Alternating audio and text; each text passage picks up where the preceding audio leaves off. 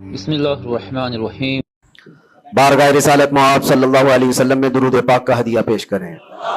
اللہم صلی علی سیدنا و مولانا محمد معدن الجود والکرم وآلہ واصحابہ الکرام ابنہ الکریم وبارک وسلم صلاة دائمتا سرمدا ابدا۔ اسلام کی فطرت میں قدرت نے وہ لچک دی ہے، جتنا ہی دباؤ گے اتنا ہی وہ ابھرے گا۔ یہ میرے مصطفیٰ کریم صلی اللہ تعالی علیہ وسلم کے سچے اور اچھے دین کی ہمیشہ سے یہ تاریخ رہی ہے۔ جب جب باطل طاقتیں، باطل قوتیں اپنی پوری قوت لگا دیتی ہیں، تب اسلام اور بلندی سے بڑھتا چلا جاتا ہے۔ اسی لیے ایک شعر میں بار بار اپنی تقریروں میں کہا کرتا تھا، اور اسی تقریر کے شعر کو لے کر مجھ پر نہ جانے کیا کیا مقدمے لگائے گئے، اور وہ شعر آج کیا قیامت تک بھی بولا جاتا رہے گا۔ میں وہ پھر دہراتا ہوں اس لیے کہ وہ صرف ایک شعر نہیں بلکہ ہمارا ایمان بھی ہے۔ وہ ایمان بھی ہے جس کا معنی اور مفہوم ہمارے قوم کے ہر بچے کو یاد ہے۔ قتل حسین اصل میں مرگ یزید ہے، اسلام زندہ ہوتا ہے ہر کربلا کے بعد، اسلام زندہ ہوتا ہے ہر کربلا۔ جب بھی کبھی کسی کی قربانی ہوتی ہے تو وہ رائے گاہ نہیں جاتی، وہ برباد نہیں جاتی۔ اللہ تبارک و تعالیٰ کی ہزاروں لاکھوں حکمتیں پوشیدہ ہوتی ہیں۔ دنیا کو تو صرف اتنا نظر آتا ہے کہ امام حسین اور ان کے بچے میدان کربلا میں کاٹے گئے، مارے گئے، قتل کر دیے گئے، لیکن اس کے پیچھے کی حکمتیں یہ رب العالمین جانتا ہے۔ اور آج تک قوم اس کو سمجھ رہی ہے کہ اسلام میں جو آج ہریالی باقی ہے اس میں خون حسین کا کردار ہے، اور ہمارے ائمہ کرام بزرگان دین نے اس کو اپنے خون سے، اپنی محنتوں سے سینچا ہے۔ لہٰذا میرے عزیزو، آپ سب کو بھی کبھی یہ نروس ہونے کی ضرورت نہیں۔ میں گرفتار ہوا بھی اور واپس اسی جگہ پہنچا جہاں سے ہم آپ کو خطاب کیا کرتے تھے۔ ہزار لوگ یہ سوچتے تھے کہ ممبر پر آپ دوبارہ نہیں کھڑے ہو سکتے۔ ہم نے ان سے یہی کہا تھا، میرا رب تبارک و تعالیٰ چاہے تو تمہاری گردن پہ بھی کھڑا کر دے گا، ممبر پر ہی نہیں، جہاں وہ رب تعالیٰ چاہے کھڑا کر دے۔ اور جب تک اس پروردگار عالم کو منظور نہ ہو، وہ اللہ تبارک و تعالیٰ ہمیں کنارے رکھتا ہے۔ یہ صحابہ اکرام، اولیاء کاملین سب کی تاریخ میں رہا ہے۔ آج بڑی خوشی ہے اس بات کی کہ ہم اسی مسجد میں واپس آپ کے ساتھ جمعہ ادا کر رہے ہیں۔ اس مسجد کی روحانیت اور اس کی نورانیت ہمیں واپس یہاں کھینچ لاتی ہے۔ کئی مہینوں کے سفر بھی ہوتے ہیں لیکن واپس اس مسجد میں آ جاتے ہیں۔ نہ جانے یہاں کے لوگوں کی دعائیں یا یہاں کا کیا تعلق ہے۔ عزیزان گرامی وقار، چند باتیں میں عرض یہ کرنا چاہوں گا کہ قوم کے اندر جو ایک نروس پن ہے، خوف ہے، جس کو دوسرے لفظوں میں اگر میں کہوں تو بزدلی ہے، کس وجہ سے قائم ہے، کس وجہ سے ہے؟ یہ ڈر اور خوف کا ماحول صرف اسی لیے ہے کہ ہر بندہ کمفرٹ زون میں جینا چاہتا ہے، آرام اور عیش کی زندگی میں جینا چاہتا ہے۔ ہر ایک نے اپنے اوپر دنیا اتنی لاد لی ہے، اپنے اوپر دنیا کو اتنا سوار کر لیا ہے کہ اس سے نکلنا اس کے لیے مشکل ہو جاتا ہے۔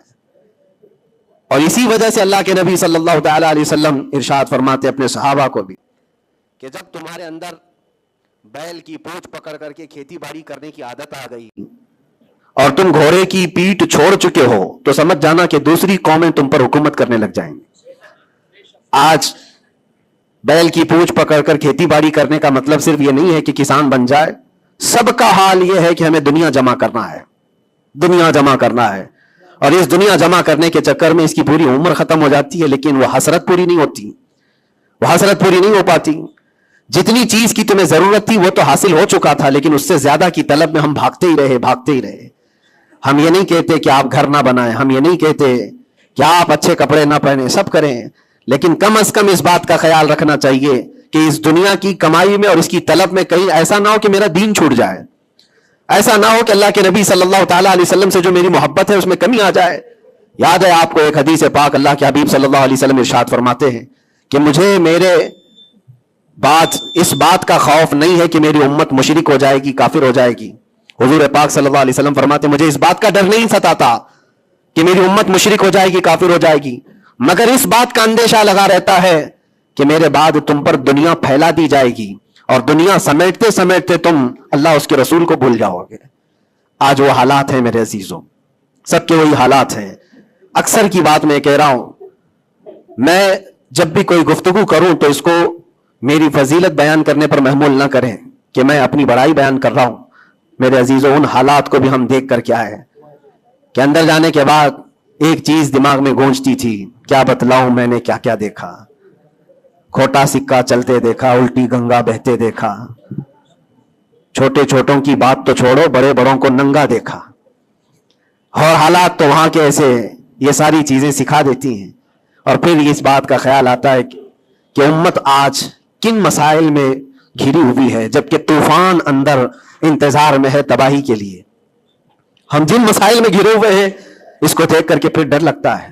علماء کے مسائل, پیران اعظام کے مسائل, جماعتوں کے مسائل, چھوٹی چھوٹی باتوں پر ہم کورٹ کچہری کے چکر کاٹتے رہتے ہیں. مسجدوں کے مسائل, لیکن جبکہ دشمن نے کہاں سے کہاں تک تمہارے لیے منصوبے بنائے ہیں. حیرت ہوتی ہے میرے عزیزوں.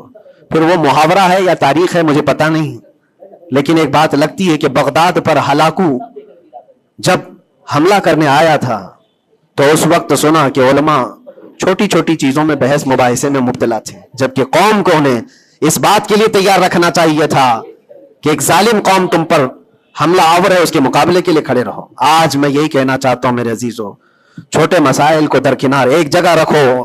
امت مصطفیٰ آج جس قسم پرسی کی حالت میں ہے, جب نبی پاک صلی اللہ تعالی علیہ وسلم کی عزت پر حملے ہیں تو پھر تمہاری عزت کہاں خاک میں رہنے والی ہے.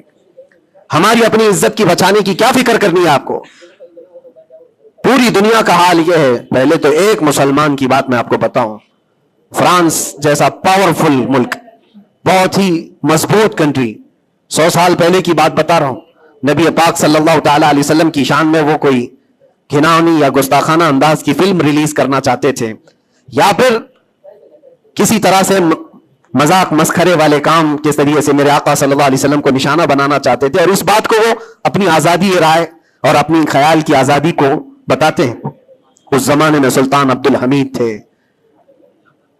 اور ترکی کے وہ آخری خلیفہ سلطان عبد الحمید. صرف انہوں نے ایک اسٹیٹمنٹ دیا تھا فرانس کو کہ باز آ جاؤ یہ تمام چیزیں کرنے سے, ورنہ پوری دنیا لا کر میں تمہارے سر پہ پھوڑ دوں گا. صرف اتنا جملہ تھا میرے عزیزوں. آج تک وہ نہ فلم ریلیز ہوئی اور نہ ہی فرانس اس چیز پر آیا. لیکن اب تو حالات بدل گئے. اب تو حالات ایسے بدلے کہ ہزاروں نہیں, لاکھوں نہیں, کروڑوں کی تعداد میں ہم موجود ہیں. اور پھر اسلامی ممالک کے نام پر پوری دنیا میں کتنے ملک ہیں؟ 57 ممالک اسلامی کہلاتے ہیں. لیکن کس کو فکر ہے میرے مصطفیٰ کریم صلی اللہ تعالی علیہ وسلم کی عزت پر جب حملے ہوتے ہیں. اور یہ تمام حالات جب اپنا درد کا میں اظہار کرتا ہوں تو پھر لوگوں کو یہ لگتا ہے کہ یہ بھڑکاتے ہیں, اکساتے ہیں. میرے عزیزوں, میں چاہتا ہوں کہ قوم اصل مسائل کو سمجھے. جو اصل مسائل ہیں ان کو سمجھو, فرض کو دیکھو, نفل کی طرف نہیں. پہلے تم پر جو فرض ہے اس کے لیے کھڑے ہو جاؤ. آج قوم کی بکھراؤ کو بھی دیکھتا ہوں تو ایک حدیث پاک میں آپ کے سامنے رکھتا ہوں. اللہ کے نبی صلی اللہ علیہ وسلم سے پوچھا گیا دین کیا ہے. میرے آقا صلی اللہ علیہ وسلم فرماتے ہیں الدین النصیحہ, دین خیر خواہی کرنے کا نام ہے, ہر ایک کے ساتھ اچھا برتاؤ. پھر پوچھا قلنا لمن یا رسول اللہ صلی اللہ علیہ وسلم, اے اللہ کے رسول کس کے لیے خیر خواہی کرنے کا نام دین ہے. اللہ کے رسول صلی اللہ علیہ وسلم فرماتے ہیں للہ ولی کتابہ ولی رسولہ وللائمۃ المسلمین وعامتہم, اللہ کے لیے, اس کی کتاب کے لیے, اس کے رسولوں کے لیے, اور مسلمانوں کے جو امام ہیں یا ان کے حاکم ہیں, ان کے لیڈر ہیں, ان کے لیے, اور تمام مسلمانوں کے لیے اچھائی کا ارادہ کرنا, بھلائی کا ارادہ کرنا, اسی کا نام دین ہے. دین کو اللہ کے نبی صلی اللہ تعالی علیہ وسلم نے ان تمام چیزوں کے ساتھ لگا کر کے آپ کو بیان فرمایا. اور آج میں اس میں سے ایک ٹکڑا ہی اگر بیان کروں کہ الدین النصیحہ لائمۃ المسلمین وعامتہم, مسلمانوں کے امام, مسلمانوں کے جو لیڈر ہیں ان کے لیے اور عام مسلمانوں کے لیے خیر خواہی کرنے کا نام دین ہے. اور آج میرے عزیزوں اس بات کی بہت زیادہ ضرورت ہے.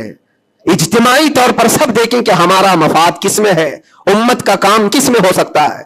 اور ایک حدیث میرے آقا صلی اللہ علیہ وسلم فرماتے ہیں من اصبح ولم یہتم, حضور اکرم صلی اللہ علیہ وسلم فرماتے ہیں من لم یہتم بامرنا فلیس منا, جو اس حال میں صبح کیا کہ میری امت کا خیال نہیں کیا, حضور فرماتے وہ ہم میں سے نہیں ہے. وہ ہم میں سے نہیں ہے. کتنی صبح ایسی ہوتی ہیں جو تم صبح اٹھ کر کے سوچتے ہو کہ امت کا کیا ہونا ہے. یا آقا کریم صلی اللہ علیہ وسلم فرماتے ہیں جس نے میری امت کا خیال نہیں کیا وہ مجھ میں سے نہیں ہے, وہ ہم میں سے نہیں ہے. عزیزان گرامی وقار, ہر ایک کو ایک درد ستاتا ہے کہ کل کیا کھاؤں گا, کل کیا پہنوں گا, میرا گھر کیسے بنے گا, میری جاب کیسے لگے گی.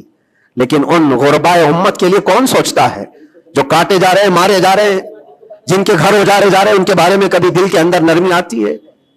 اگر تمام مسلمانوں کے دلوں کے اندر یہ نرمی اور یہ رحم ہوتا تو میرے عزیزو حالات ایسے نہیں ہوتے تھے, حالات ایسے نہیں ہوتے. صحابہ اکرام میں سے ایک مثال میں آپ کو بتا دوں کہ ہمارا دین آج جس کو ہم لے کر کے چل رہے کتنا بکھر گیا. سچ کہا تھا حالی نے کہ اے خاص ہے خاصان رسول وقت دعا ہے, امت پہ تیرے وقت عجب آ کے پڑا ہے. جو دین نکلا تھا بڑی شان سے اپنے وطن سے, آج وہ پردیس میں غریب الغربا ہے. آج دین اسلام کو ہم نے اجنبی بنا کر رکھا ہے, ہمارے گھروں میں ہی نہیں ہے, ہماری ذات پر نہیں ہے. ہم تو پھر دوسرے کو کیا تانا دیں گے؟ آپ اسلام زندہ باد کا نعرہ لگاتے ہیں اور اب اسلام کی حقانیت کو بلند و بالا انداز میں بیان کرتے ہیں, سڑکوں پر آ جاتے ہیں. تمہیں سڑکوں پر آ کر احتجاج کرنے کی کیا ضرورت ہے؟ تم اگر اسلام کو اتنا ہی پسند کرتے ہو تو اپنی بیویوں پر کیوں نہیں اسلام پسند کرتے؟ اپنی بچیوں پر, اپنے گھر والوں پر اسلام کو کیوں نہیں پسند کرتے؟ انہیں بے پردہ باہر جب گھمایا جاتا ہے تب اسلام زندہ باد کا نعرہ کیوں نہیں؟ یہ شادی ہال میں کبھی جا کر دیکھیں, یہ پارٹیوں میں جا کر دیکھیں, اندازہ بھی نہیں ہوتا کہ یہاں مسلمانوں کا جم غفیر ہے. میرے عزیزو, ایک حدیث عرض کرتا ہوں, حضرت ابو دردہ رضی اللہ تعالیٰ عنہ سے منسوب ہے. حضرت عمر فاروق رضی اللہ تعالیٰ عنہ کا زمانہ خلافت ہے اور عادل کے وہ بادشاہ ہیں. بیٹھے ہوئے تھے, ایک شخص کو پکڑ کر لایا گیا عدالت میں, کہا گیا کہ اس نے قرض لیا ہے اور یہ دیتا نہیں ہے. تو جو قرض خواہ تھے وہ بھی صحابی تھے, انہوں نے کہا کہ یہ اجنبی آدمی مدینے کا تو ہے نہیں, لیکن میں نے اس کو پیسے دیے تھے, یہ واپس نہیں لوٹاتا اور آئیں کائیں کرتا رہتا ہے, بہانے بناتا ہے. حضرت عمر فاروق رضی اللہ تعالیٰ عنہ نے اس اجنبی شخص سے کہا اب تم کیا کہنا چاہتے ہو؟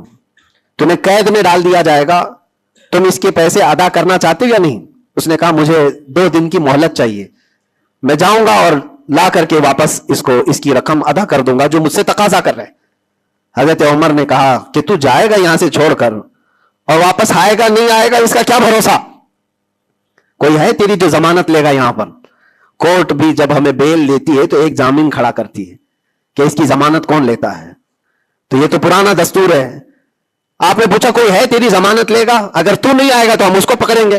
اس نے مجمع میں دیکھا کوئی اس کی پہچان والا تو ہے نہیں, تھا تو یہ مسلمان لیکن اس کے گہرے تعلقات کسی سے ہے نہیں. نظر ڈالا, اس نے کہا میں کسی کو پہچانتا نہیں اس میں سے, اور کون میری ضمانت لے گا؟ صحابہ اکرام بیٹھے ہوئے تھے, سب تو جانتے ہیں کہ ایک اجنبی ہے اور بھاگ گیا تو آئے گا نہیں. لیکن اس کے باوجود ایک صحابی ہیں حضرت ابو دردہ, کھڑے ہوتے ہیں, کہتے ہیں امیر المومنین میں اس کی ضمانت لیتا ہوں, میں اس کی ضمانت دیتا ہوں. کہا تم جانتے ہو اس کو؟ کہا جانتا تو نہیں, اتنا ہے کہ یہ مسلمان ہے, اتنا ہے کہ میرے آقا صلی اللہ تعالیٰ علیہ وسلم کا غلام ہے. کہا کہ اگر یہ واپس 2 دن کے اندر نہیں آیا تو ابو دردہ نے کہا امیر المومنین آپ مجھے گرفتار کر سکتے ہیں, میں اس کی جگہ پر قید میں چلا جاؤں گا. تو آپ نے لکھوا دیا اور اس شخص کو چھوڑ دیا, جاؤ 2 دن کا تمہارے پاس ٹائم ہے, لوٹ آ جاؤ. وہ چلا گیا. لوگوں میں تو یہی مشہور تھا, ایک بار جو چھوٹ گیا وہ عدالت سے واپس کہاں آتا ہے, کب وہ کسی کے شکنجے میں آئے گا؟ 2 دن کا وقت گزر گیا اور شام ہو گئی, وہ آیا نہیں. مغرب کا وقت تھا, اس سے پہلے امیر المومنین نے کہلا بھیجا کہ ابو دردہ سے کہو کہ اپنی گرفتاری دے دے, جس کی وہ ضمانت لیا تھا وہ آیا نہیں ہے. عدالت پھر سے لگی, قرض خواہ جنہوں نے قرض دیا تھا وہ بھی تھے, اور حضرت ابو دردہ کو لایا گیا, کہا کہ میں تیار ہوں. وہ نہیں آیا, لیکن ابھی عدالت ختم ہونے سے پہلے دیکھا کہ وہ شخص واپس لوٹا ہے, مال بھی لے کر کے آیا اور کہا کہ امیر المومنین مجھے تاخیر ہو گئی, میں معافی چاہتا ہوں, راستہ ایسا تھا ویسا تھا, لیکن میں لوٹ آیا اور جس کی امانت ہے وہ واپس کرتا ہوں. حضرت عمر فاروق رضی اللہ تعالیٰ عنہ نے فرمایا ٹھیک ہے, جس کا قرض ہے, جس کے تم نے لیے تھے اس کو لوٹا دو. اس نے جب وہ قرض خواہ جو صحابی تھے ان کو لوٹانے کی بات کی کہ آپ کی امانت آپ لے لیں, تو وہ کھڑے ہوئے اور کہا کہ میں معاف کر دیتا ہوں, جو تو نے لیا تھا اس کو میں نے معاف کر دیا, جاؤ.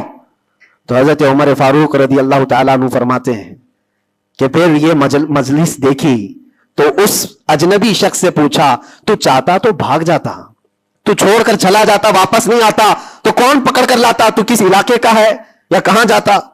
واپس کیوں آیا؟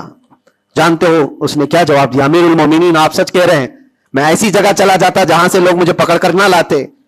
تھوڑی سی رقم ضرور تھی, میں بچا کر کے چلا جاتا, لیکن دل میں یہ خیال آیا کل کو دنیا یہ کہے گی رسول اللہ کے غلام دھوکے باز ہوتے ہیں. کہیں اللہ کے نبی صلی اللہ تعالی علیہ وسلم کے اوپر کوئی انگلی نہ اٹھائے کہ حضور کا غلام ایک مسلمان دھوکہ دیتا ہے. اس لیے میں واپس لوٹ آیا. میرے لیے دنیا حقیر ہے, میرے مصطفیٰ کی نسبت بہت بلند ہے. امیر المومنین نے ابو درداء سے پوچھا, کیا ہے ابو درداء, تم ایک اجنبی شخص کی ضمانت لینے کو تیار ہو گئے, تمہارے اندر کیا جذبہ آ گیا ایسا؟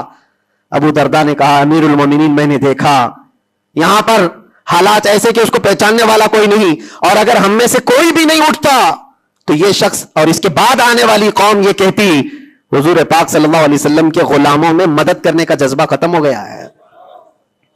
نبی پاک صلی اللہ تعالی علیہ وسلم کے غلاموں میں مدد کرنے کا جذبہ چلا گیا. کوئی اگر یہ تانا مارتا, اسی لیے میں کھڑا ہو گیا. زیادہ سے زیادہ کیا ہوتا کہ میں قید میں چلا جاتا, لیکن میرے نبی کی ذات پر کوئی انگلی تو نہیں اٹھا سکتا. حضرت امیر المومنین نے اس صحابی سے پوچھا, تم نے قرضہ معاف کیوں کر دیا؟ اور عدالت میں مقدمہ کیا تھا, معاف کرنا تھا تو پہلے کر دیتے. آپ نے کہا کہ میں اس کو پہلے پہچانتا نہیں تھا, لیکن یہ جب 2 دن کا موقع لے کر گیا بھی اور واپس لوٹ آیا بھی, تو امیر المومنین میرا تو یہ حق بنتا ہے کہ میں اس مسلمان کا قرض معاف کر دوں. اس لیے کہ میرے دل میں بھی یہ خیال آیا کہ اگر میں معاف نہ کرتا تو کل کو دنیا یہ کہتی کہ رسول اللہ کے غلاموں میں معاف کرنے کا جذبہ بھی چلا گیا. یہ ہے پورا دین, یہ ہے پورا دین. ایک دوسرے کو معاف کرنے کا جذبہ, ایک دوسرے کی مدد کرنے کا جذبہ, اور وعدے کو مکمل کرنے کا جذبہ, یہ کل ملا کر کے دین بنتا ہے. عزیزان گرامی وقار, آج جن حالات سے ہم گزر رہے ہیں, ہمارے درمیان نفرتوں کی دیواریں کھڑی ہیں. ایک دوسرے کو سلام کرنے سے بھی کتراتے ہیں, جبکہ مسجد کی صفوں میں شانے سے شانہ لگا کر کھڑے ہوتے ہیں. پھر وہ کون سا جذبہ ہے جو مر گیا ہے یا ختم ہونے کو آ گیا ہے؟ زندہ کرو.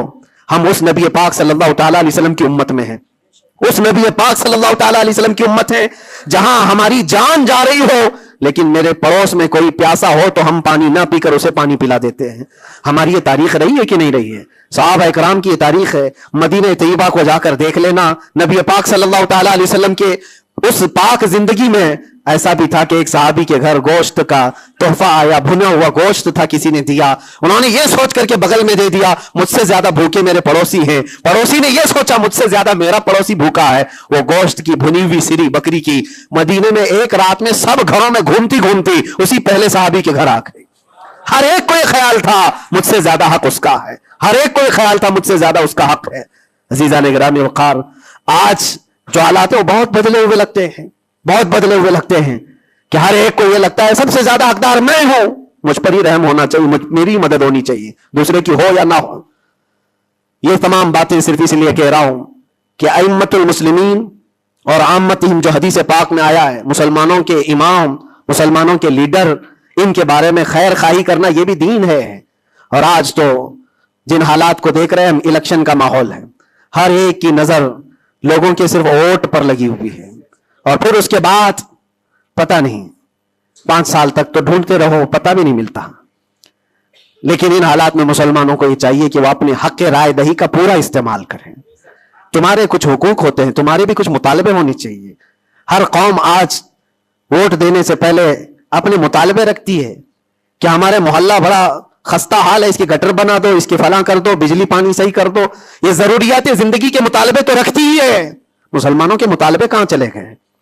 ہمارے حقوق کے بارے میں کبھی بات کیوں نہیں رکھی جاتی؟ اسی لیے میرے عزیزوں, میرا مشن تو صرف اتنا ہے, ہمارا لیڈر وہی ہے جو ناموس رسالت کے لیے کھڑا رہتا ہے. ہم اس کو لیڈر بھی مانتے ہیں جو میرے پاک صلی اللہ تعالی علیہ وسلم کی عزت کے لیے کھڑا رہے. اس لیے کہ میرے عزیزوں, ہمارا پورا ایمان یہی ہے, ہمارا پورا ایمان یہی ہے. اور آپ کو پتا ہے محمد کی محبت دین حق کی شرط اول ہے, اسی میں ہو اگر خامی تو سب کچھ نامکمل ہے. اور اگر تم نبی پاک صلی اللہ تعالی علیہ وسلم کی محبت اور ان کی عظمت کے لیے کھڑے ہو گئے تو دنیا یوں ہی سنور جائے گی. آپ کو پتا ہے ڈاکٹر اقبال نے کیا ایک بہت پیارا حل دیا تھا ہمیں, بہت پیارا حل ہے. مسائل تو بہت ہیں ہم بھی چاہتے ہیں ہمارے لیڈروں کے پاس رکھیں. ہماری ایجوکیشن کے مسائل ہیں, ہمارے گھر بار کے, ڈرینیج کے, روڈ کے, لائٹ کے, پانی کے, بہت سارے مسائل ہیں. اس کے علاوہ غربت کے مسائل, جاب لیس نوجوانوں کے مسائل, بہت ساری چیزیں ہیں. کیا کیا مسئلے رکھے. اور پھر قوم کے اندر جو خرابیاں آئی ہیں وہ تو ایک پہاڑ کے برابر ہے. ہر دوسرا تیسرا نشے کا عادی ہے, ہر دوسرا تیسرا اخلاق سے گرا ہوا ہے. یہ تمام معاملات, عورتوں میں بے حیائی, نوجوانوں میں نشہ کی عادت, یہ تمام چیزیں دیکھ دیکھ کر ہم سوچتے ہیں کن کن مسئلوں پر بات کریں اور کس کس چیز کا علاج کرنے کے لیے نکلیں. تو ڈاکٹر اقبال نے ایک بات بتائی تھی. وہ دنیا گھوم کر کے آئے ہوئے انسان تھے. وہ پیرس گئے, اٹلی گئے, جرمن گئے اور وہاں کے قوموں کی ترقیاں بھی دیکھی, اور اس کے بعد واپس آ کر کے کہا میں نے اپنی قوم اور حضور کی امت کی ترقی کو بہت گہرائی سے دیکھا. 8-10 سال کا ریسرچ کیا. میں نے معلوم کیا کون سی فیلڈ میں اپنے نوجوانوں کو اتارا جائے تو یہ کامیاب ہوں گے, کون سا ایسا میدان ہے جس میں مسلمانوں کو جمع کر دیا جائے تو یہ ترقی میں آ جائیں گے. سائنس ہے, فزکس ہے, جغرافی ہے, اسٹرونومی ہے, بہت ساری چیزیں ہیں. کس چیز میں اتارا جائے. تو ڈاکٹر اقبال کہتے ہیں میں نے بہت غور و فکر کیا, آخرکار اس نتیجے پر پہنچا کہ اس امت کی کامیابی کا صرف ایک ہی نقطہ ہے, ایک ہی راز ہے کہ محمد سے وفا تو نے. تو ہم تیرے ہیں, یہ جہاں چیز ہے کیا لوح و قلم تیرے ہیں, لوح و قلم تیرے ہیں. ہر مسئلے کا حل اس بات پر ہے. اسی لیے میں فوکس کرتا ہوں میرے عزیزو, نبی پاک صلی اللہ تعالیٰ علیہ وسلم کی عزت کی حفاظت کے لیے جو کھڑا ہوتا ہے اللہ تعالیٰ اس کے سارے مسائل کو یوں حل کر دیتا ہے. اسی لیے آیت کریمہ بھی میں نے یہ پڑھی, ان ینصرکم اللہ فلا غالب لکم.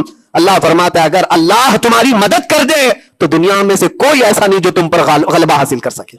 کوئی غالب نہیں آ سکتا اگر اللہ مدد کر دیا.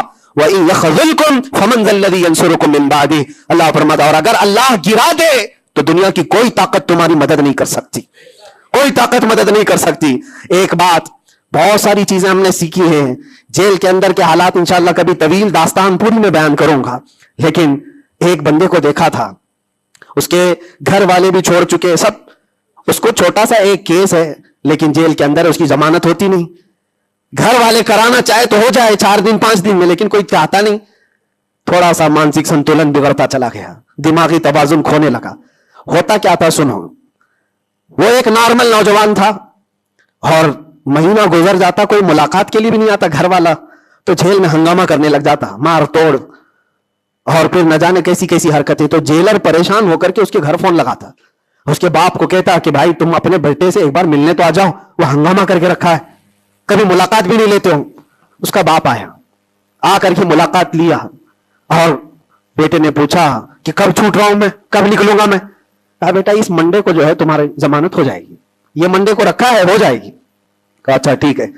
اتنا خوشی خوشی سب قیدیوں سے ملنے کے لیے آتا بیرک میں, یہ منڈے تو میرا ہو گیا, میں جا رہا ہوں. میرے باپ نے کہا ہے منڈے آتا, ٹیوزڈے آتا, وینسڈے آتا, سب چلا جاتا, ختم. پھر 10-15 دن گزر جاتے, باپ بھی نہیں آتا, بھائی بھی نہیں آتا, اور پھر مہینہ گزرنے کو آتا, پھر اس کا دماغی توازن بگڑنے لگتا, پھر ہنگامہ کرتا, پھر جیلر فون کر کے بلاتا باپ سے کہ ملنے کیوں نہیں آتے ہو.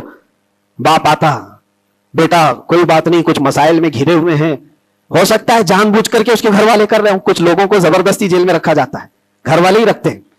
باہر سے اچھا ہے یہاں کھاتے پیتے آرام سے رہو, دوسروں کی زندگی اجیرن کرنے سے بہتر ہے کہ یہاں رہو.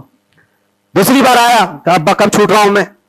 کہا بس اس منڈے کو رکھا ہے, وکیل جو ہے ملا نہیں تھا, اس منڈے کو تمہاری ضمانت ہو جائے گی. پکی بات لے کر کے آتا پھر, اور یہاں پر بالکل عیش موج مستی میں کہ اس منڈے تو جا رہا ہوں میں. دوسرا منڈے آیا, اس کے بعد پھر چلا گیا. ایسا 4 بار ہوا, اور سب قیدیوں میں بات مشہور تھی کہ یہ منڈے کو جانے والا ہے, اور سب اس کو چھیڑتے تھے. جب کبھی اس کی ملاقات آتی تو کہتے منڈے کو جا رہا ہے نا. یہ بات مذاق کے طور پر چلتی رہتی تھی, لیکن کسی کے ساتھ ہم مذاق کرتے ہیں, یہ نارمل لائف ہوتی ہے. لیکن اس لڑکے کے متعلق میں نے ایک بات سیکھی, 4-5 مرتبہ ہوگی بات ہے. وہ ملاقات لے کر کے واپس آ رہا تھا, ابھی اس نے کچھ کہا ہی نہیں, ساری بیرک میں سب بولنے لگ گئے کہ منڈے کو ہے نا تیری ضمانت. تو اتنا چڑ گیا, کیا پتا اس کو بہت ہرٹ ہوا, تکلیف ہوئی. اس نے گرج کر کے چیخ کر کے کہا, گالی دے کر کے کہا قیدیوں کو کہ تم سب گھرے ہوئے لوگوں, ایک بات میری سن لو, خدا جس دن میرا لکھ دے, جس دن لکھ دے, اس دن سب کے منہ تمہارے کالے ہوں گے اور کوئی مجھے دروازے میں اندر نہیں رکھ سکتا. जिस दिन मेरे छूटने का वहां से आ जाए परवाना लिखा हुआ कि ये दिन ये बंदा छूटने वाला है, उसके बाद वो कहता है मुझे यहां का प्राइम मिनिस्टर भी नहीं रोक सकता। मैं ये देखा, इतना यकीन है इसको। एक तो अपने बाप से हर बार सुनता था इस बार जमानत हो जाएगी, उस बार जमानत हो जाएगी, और हकीकत में मेरे अजीजों ये जुमेरात का दिन था जब वो अपने बाप से मुलाकात करके आया था, उसको ताना मारा जा रहा था, मंडे को जा रहा है, तब उसने कहा था जिस मंडे को भी मेरा रब लिख दे, जिस दिन भी लिख दे कि इसको इस दिन यहां से निकलना है, पूरी ताकतें मिलकर के भी मुझे दरवाजे के अंदर नहीं रख सकती। इत्तेफाक की बात है उसी मंडे को उसकी जमानत भी हो चुकी थी। वो जा भी रहा था, बिस्तरे उठाया, सारा सामान उठाया और सबको पलट कर कहने लगा, देखा हकीकत में जो बेल मिलती है, जो जमानत मिलती है, वो रब्बे ज़ुल जलाल के फैसलों से होती है। ये यकीन और तवक्कुल की बात मैं अर्ज कर रहा हूं। अजीज़ान गिरामी वक़ार, बहुत सारे ऐसे मसाइल हैं, इसीलिए मैं आपसे कहता हूं अगर अल्लाह मदद कर दे तो कोई गालिब नहीं आ सकता, और अगर अल्लाह ताला गिरा दे तो फिर कोई मदद भी नहीं कर सकता। इसीलिए अल्लाह तबारक व तआला की मदद किसके लिए आती है वो भी कुरान कहता है, वकान हक्कन अलैना नस्रुल मुमिनीन, हमने अपने ऊपर लाजिम कर लिया है कि ईमान वालों की मदद करेंगे। और ईमान वाला है कौन? ला युमिनु अहदुकुम हत्ता अकूना अहब्बा इलैहि मिन वालिदिही व वलदिही वन नासी अजमईन। मेरे आका फरमाते ईमान कामिल उसका है जो सारी दुनिया से ज्यादा मुझसे मोहब्बत करता है। मफहूम हदीस अर्ज कर रहा हूं, अपने माँ बाप, अपने औलाद, अपने माल दौलत, सारे इंसानों से ज्यादा अल्लाह के रसूल से मोहब्बत करता है तो उसका ईमान कामिल है। और जिसके साथ ईमान कामिल होगा उससे अल्लाह की मदद आएगी, उस पर अल्लाह की मदद आएगी। मेरे अजीजों, बज़ाहिर हालात अगर किसी के साथ खराब हो जाएं तो ये मत समझ जाना। मैं अक्सर एक बात महसूस करता था कि जालिमों ने जिस अंदाज में बेकसूर लोगों को भी कैद किया और हमें भी जबरदस्ती जिन हालात से गुजारा गया, फिर कभी अर्ज करूंगा इंसानी फितरत है, कभी कभार बिखर जाते हैं, तकाज़ा बशरियत के एतबार से घबराहट तो हमें भी होती थी, फिर तारीख याद आती मैं पहला थोड़ी ना हो। सैयदना हजरत मुजफ्फर हुसैन कचौची रहमतुल्लाह अलैह फरमाते थे, मुजफ्फर को मुक़य्यद न समझ ऐसे याद, मेरी असीरी भी सुन्नत आबाई है, मेरा ये कैद होना भी मेरे आबा व अजदाद की सुन्नत है। बुजुर्गान दीन गए हैं और जेलों में रहे और वापस निकले, लेकिन एक बात हमेशा याद रखो, इस्लाम जिंदा होता है, बस कुर्बानियां रायगा नहीं जाती, जाया नहीं होती। अल्लाह ताला की मदद जिसके साथ है तो बज़ाहिर हालात में ऐसा होगा। मुझे अच्छी तरह से पता है, पहले भी मालूम था, मैंने तकरीरों में बहुत कहा भी था कि मुझे अच्छा मालूम है कि मेरी तकरीरों का अंजाम क्या होने वाला है, नतीजा क्या होने वाला है। मुझे कैसी कैसी धमकियां पहले भी दी गई हैं, अभी भी है। आने से पहले भी कुछ लोगों ने कहा था इतना लंबा हमने कटा दिया, अब तो भूल जाओगे, वो शेर पढ़ोगे, ये शेर पढ़ोगे, कैसी तकरीरें करोगे। हमने कहा मेरे अजीजों, आप क्या समझते हो, मछली के तैरना खत्म हो सकता है, परिंदे का उड़ना खत्म हो सकता है, शेर का शिकार करना खत्म हो सकता है, वो तो जानवर है, उनकी फितरत नहीं खत्म होती। मैं गुलाम मुस्तफा हूं, मेरी फितरत क्या खत्म होगी।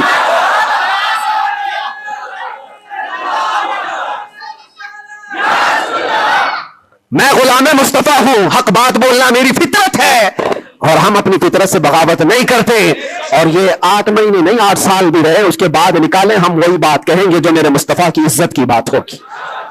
अजीज़ान गिरामी वक़ार, हालात बज़ाहिर कुछ दिनों के लिए होते हैं। इमाम अहमद बिन हंबल पर तो 1500 के करीब, 300 के करीब कोड़े लगाए गए थे। 300 कोड़े किसको कहते हैं?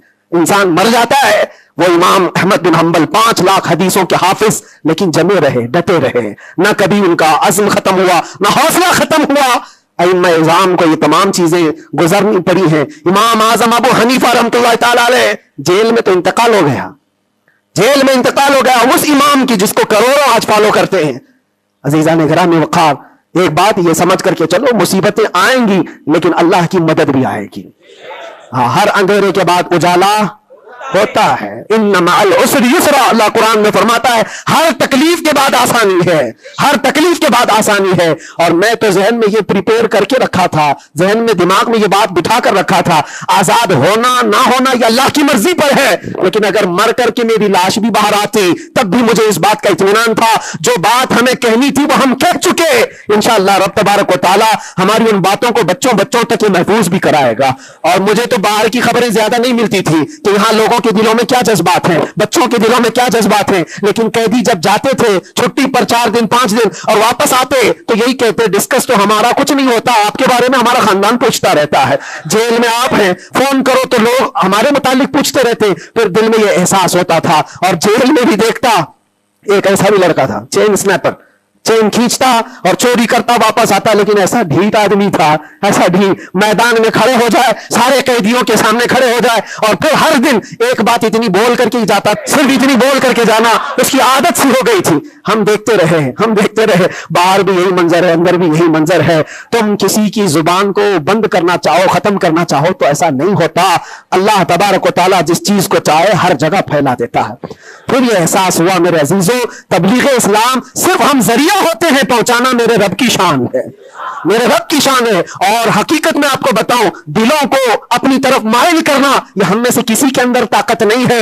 آج ہزاروں لاکھوں جو مجھے سننا چاہتے ہیں, اس میں بظاہر میرا کوئی کمال نہیں, بات ان کی کرو اور ہر دل پہ راج کرو, ان کی بات کرو.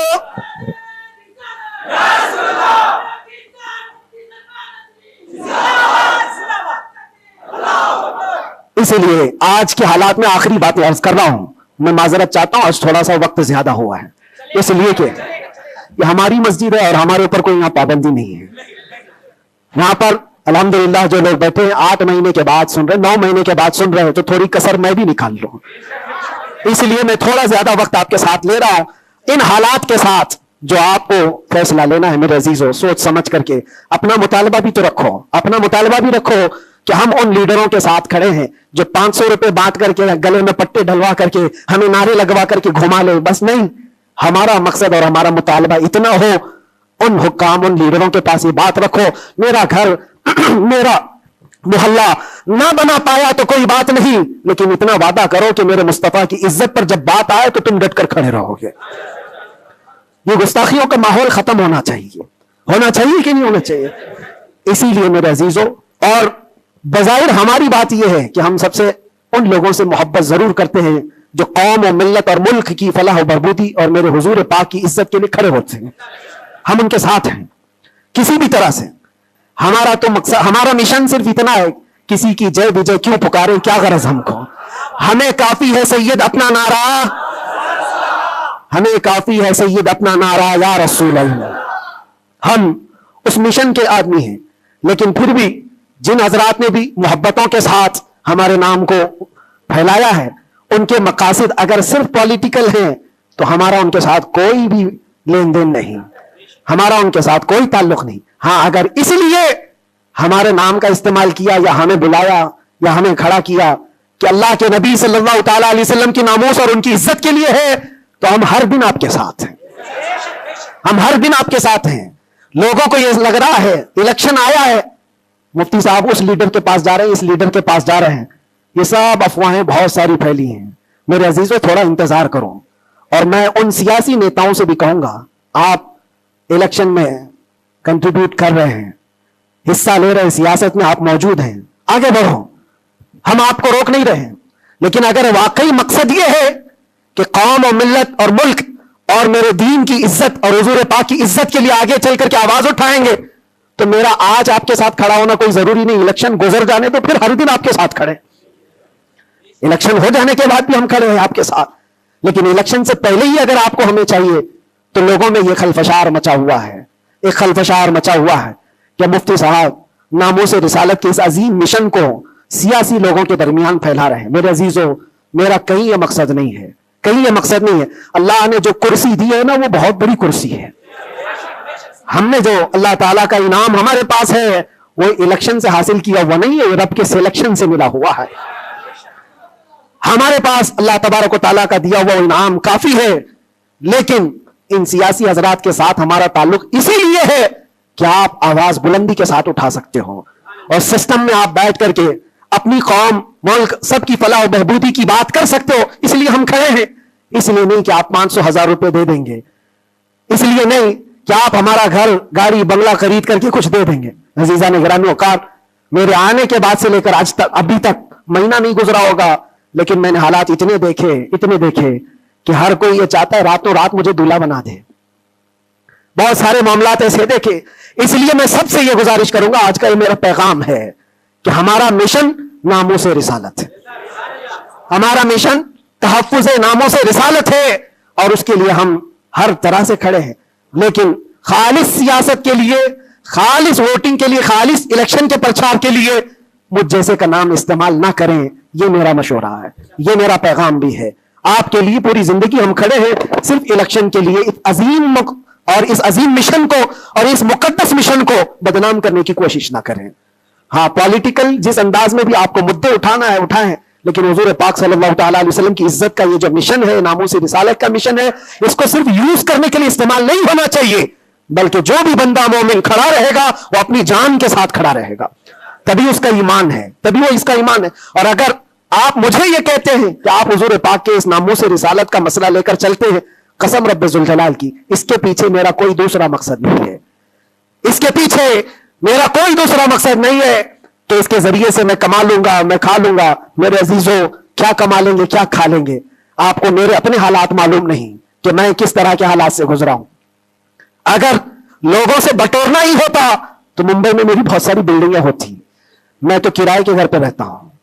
میرے عزیزوں, میں اس چیز کا قائل نہیں ہوں, اس چیز کا قائل نہیں ہوں کہ اس عظیم مشن کو اپنے مفاد اور ذاتی فائدے کے لیے یا دنیا بنانے کے لیے استعمال کیا جائے. میرا اس میں کوئی مقصد پنہا نہیں. مقصد صرف اتنا ہے کہ کل بروز قیامت رسول پاک صلی اللہ تعالی علیہ وسلم کی نظر ہم پر پڑے, تم ہنس کے کہے جانا دیوانہ ہے دیوانہ. بس میرا مقصد یہ ہے, اتنا ہے کہ نبی پاک صلی اللہ تعالی علیہ وسلم کی نظر عنایت ہو, ارشاد فرما دے کہ فرشتوں چھوڑ دو اس کو, یہ میرا دیوانہ ہے. بس اس مقصد کو لے کر ہم چلتے ہیں. اور اللہ کے نبی صلی اللہ تعالی علیہ وسلم وہ عظیم غیرت مند رسول ہیں. میں نے دیکھا میرے عزیزوں, دنیا مجھ سے چھوٹ گئی تھی, ہر طرح کے رابطے بند تھے. میں گھر سے بھی بات نہیں کر سکتا, بچوں سے بھی بات نہیں کر سکتا تھا. مجھے اندھیری کوٹھری میں رکھا گیا تھا جہاں سے آسمان بھی نظر نہ آئے. کئی دن گزرتے رہے, لیکن قسم ہے اللہ رب العزت کی, اس کے ذات کی, اس رسول پاک صلی اللہ علیہ وسلم سے جس سے ہم محبت کرتے تھے, انہوں نے ہمیں تنہا نہیں چھوڑا. میرے مصطفیٰ نے تنہا نہیں چھوڑا. ہم نے جو وہاں دیکھا ہے وہ بیان سے بھی باہر ہے, بیان سے بھی باہر ہے. کسی دن نہ پھسلنے دیا, کسی دن نہ بہکنے دیا, کسی دن نہ ٹوٹنے دیا. جس طرح مضبوطی کے ساتھ کھڑے تھے باہر, اسی طرح کھڑے رہے. ورنہ تنہا رہتے رہتے وہاں پر آدمی ڈپریشن کے شکار میں پاگل ہو جاتے. پاگلوں کا پورا ایک یاد بنا ہوا ہے. لوگ اپنے ذہنی دن اور توازن کھو چکے ہیں. پیشاب پخانے ان کے کپڑوں میں ہونے لگتے ہیں. پاگلوں کا یاد ہے, لیکن ان کو حکومت چھوڑتی نہیں ہے. جو جیل میں پاگل ہو گئے ان کے لیے بھی ایک یاد ہے. ایسے کتنے لوگ ہیں, ان کو دیکھ کر گھبراہٹ تو ہوتی تھی, لیکن پھر تنہائی میں جب میرے مصطفیٰ کریم صلی اللہ علیہ وسلم کو یاد کرتے تو پھر وہ اپنے چہرے جمال جہاں آرا سے جو مشرف کرتے, جو انعامات دیتے تھے, وہ میرے لیے کافی ہے.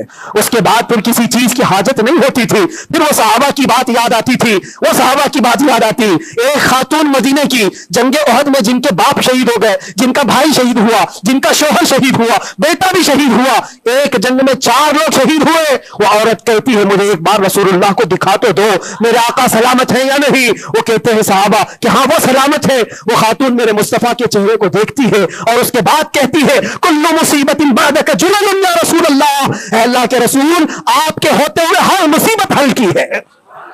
آپ اگر سلامت ہیں تو ہر مصیبت چھوٹی ہے.